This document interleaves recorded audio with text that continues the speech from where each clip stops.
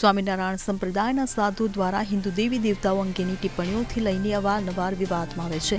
હાલ સ્વામિનારાયણ સ્વામીઓમાંના એક પછી એક બફાટ અને વિવાદ સામે આવી રહ્યા છે. ત્યારે ફરી એકવાર સ્વામિનારાયણ સાધુનો વિવાદ સામે આવ્યો છે.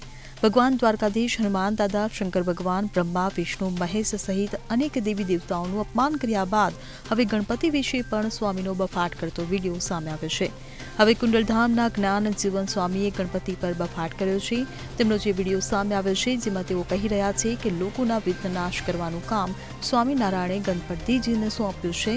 જેનું જે કામ હોય તે કામ કરી આમ જ્ઞાન જીવન સ્વામીએ ગણપતિજીને સ્વામિનારાયણના સેવક બતાવ્યા છે. આ વિડીયો પરથી સાફ લાગી રહ્યું છે કે આ સ્વામી સ્વામિનારાયણને મહાન બતાવવા માટે ગણપતિજીનું અપમાન કરી રહ્યા છે. ત્યારે આ વિડીયો સામે આવ્યા બાદ ભક્તોમાં ભારે રોષની લાગણી વ્યાપી છે.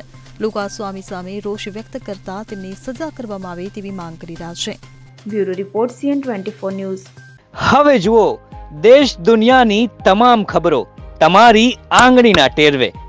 ઉઠાવો મોબાઈલ અને Google Play Store પરથી ડાઉનલોડ કરો અમારી CN24 ન્યૂઝ મોબાઈલ એપ.